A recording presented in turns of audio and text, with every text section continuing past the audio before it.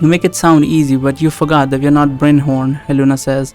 The most I can manage to get out of that butterfly spell is a few drops of acid, although something like that would never be useful in combat. It doesn't need to be useful in combat, I say.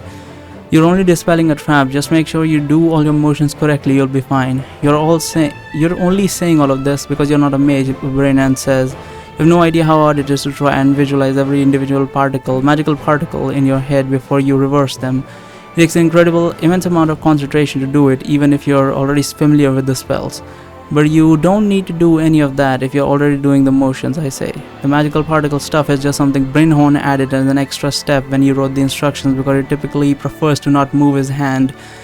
Oh, that's so much interesting. That's so funny, because he's like, you need to concentrate on the particles, you need to visualize them and then reverse them. But he says like the actual way to do it is, but you don't have to do any of that stuff if you're already doing the motions, I say. The magical particle stuff is just something Brynhorn added as an extra step when he wrote the instructions, because he typically prefers to not move his hands much when casting. I see he's one of the like point at like individual and like fucking key blast them type of shit. And that's interesting. I mean, that's pretty cool actually. I mean, both have their own charm. Casting magic, but like waving around your hand and like sticking it one place, that both have their own charms as far as I can see. You can see it from the fact like Goku pointed his hand at, I mean, he's not doing magic, but still. He pointed his hand as Supreme Guy, and that was fucking cool. And also Future Trunks fucking chopped up Frieza and did the fucking multiple hand attack or some shit like that. That was fucking cool as well. Well, before he chopped up Frieza, that's when he did the hand motion. Anyway, when he wrote the instruction, Replica prefers to not move his hands much when casting his spells. Look, it's really simple. Just follow my movements and you see what I'm talking about. I then place both my arms in front of me, cross my hands while keeping all of my fingers as far apart from each other as possible, so that I can begin the motions required for the spelling technique. This is stupid, Braynan says as he copies my movement while standing beside me as he extends his arm towards the magical trap as well. Okay, now what you need to do is focus only on the movement of your hands. I say don't visualize anything, just pay close attention to your hands while you channel the magical energy around your fingertips like you normally would when casting a spell. Then make sure that you keep following the hands with your eyes. While you move them in reverse, the flow of magic will change by itself. Are you sure? Are you ready? Sure, why not? Braynan says in an unconvincing tone. Okay then. I say we'll do it on the count of 3. 1, 2, 3. Braynan and I both uncross our hands at the same time. Then we bend our elbows, bringing our arms back alongside our bodies in the original position. After he finishes his motion, Braynan just stands there for a few seconds in silence as if he were still trying to understand what happened. By the gods, it actually worked, Braynan says. I can't believe it. Boy, how did you know about this? How did it told you? I say. I'm the one who invented this technique. After showing me this, I might actually be inclined to believe you, Braynan says. Alright, everyone stand back. I'll have this trap disarmed in no time. That was sick as hell. I'm not gonna lie. That was cool as fuck that he was like, don't need to visualize. It's just about the motion. The magic will flow itself. Which is so contrary to most like magical stories in like every single other world that I've seen. It's mostly about visualizing and like controlling the flow of magic, but in this one it's just like, oh no, just do the hand motions, that will be fine. That's interesting. I suppose it's kind of like that in Harry Potter universe as well, that they're not really visualizing or channeling anything. It's just about the motion and understanding how shit works and fucking this saying the incantation Wingardium Leviosa or whatever. Yes, Leviosa. Whatever. Contrary to Brainan's estimation, it took us quite a bit more than no time to finally be done with the trap in front of us. Luna and I taught Braynan the correct incantation for the acid spell. We also had to figure out in which order he needed to cast the other spells, which was by no means an easy task.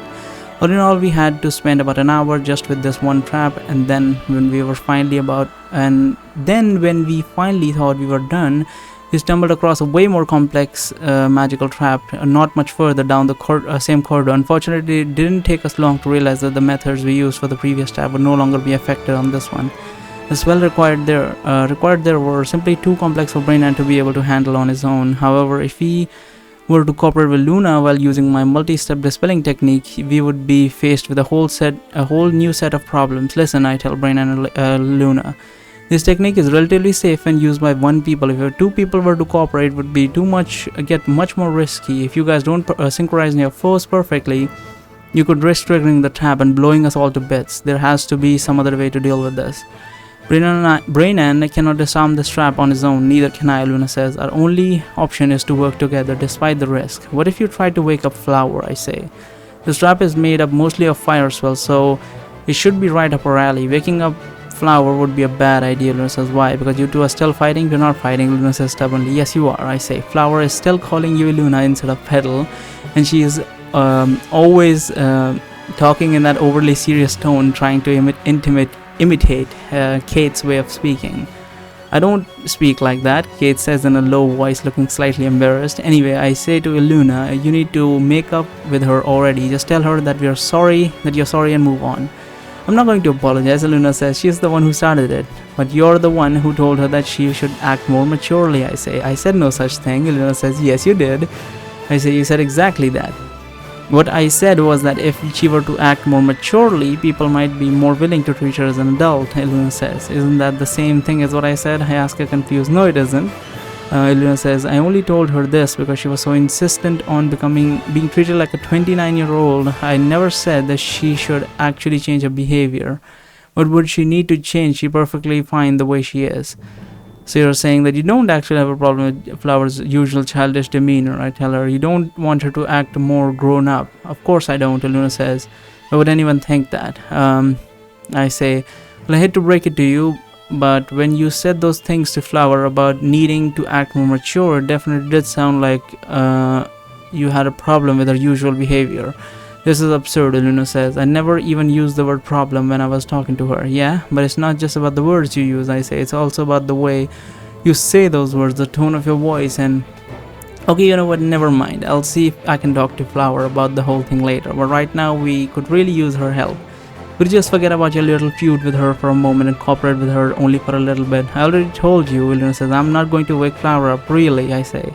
Just because you're having a little argument with her. It's not because of the argument, Luna says. Flower's way of casting magic is different from most other mages. She casts the majority of her spells instinctively due to the fact that she's an ethereal. Your assumption of the trap not getting accidentally triggered on the fact that people generally keep their flow stable when they cast these types of spells, but that's not the case for Flower. If you're going to risk triggering the trap either way, I'd rather take my chances with Brainan. Give up and Luna keep insisting, I think, because I feel like it would be easier for them to match their auras or whatever. Even if you cast instinctively, I still think it would be less risky than if the two of you use the dispelling technique at the same time, I say.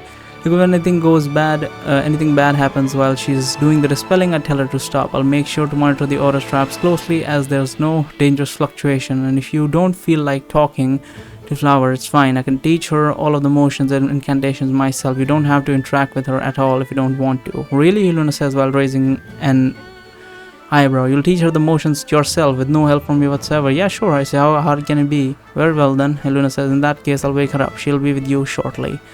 After a few seconds of silence, the blue light in Luna's eyes disappear and Flower's eyes regain their natural green color. Okay, I'm up, Flower says in a sleepy voice. What's going on? Wait, what's the place? I don't recognize it at all. When did we get out of the rebel base? Flower will explain the situation to you later, I say. For now, we need you to help us disarm this trap. It's made only of fire spells, so you should be able to do the dispelling naturally as long as you simply copy my movements and say the correct incantation. Can you help us? I think so, Flower says, not looking very sure of herself. Alright. I say, for starters, let's practice the movement. Just do what I'm doing and you'll be fine. Flower nods anxiously and she places herself beside me, preparing to imitate my motions. Okay, so the first thing you need to do is slightly bend your knees in order to make sure that the flow of energy remains stable. I say, bend my knees. Flower repeats after me. Got it. When Flower does what I said, I realize her knees are both trembling and she's for some reason looking even more anxious than before. Is everything alright? I ask Flower. Of course, Flower says in somewhat shaky voice. Why would you need to ask? Just tell me what to do next, right? I say.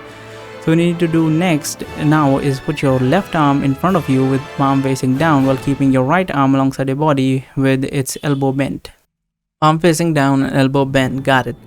Flower says she follows my instructions while looking straight ahead without so much as even a glance in my direction. You don't need to memorize everything I say, I tell her. You can just look at what I'm doing and imitate my movements. You're right, sorry. Flower says that she turns her head towards me and begins focusing on my arms and extremely focused look in her eyes. So what's next?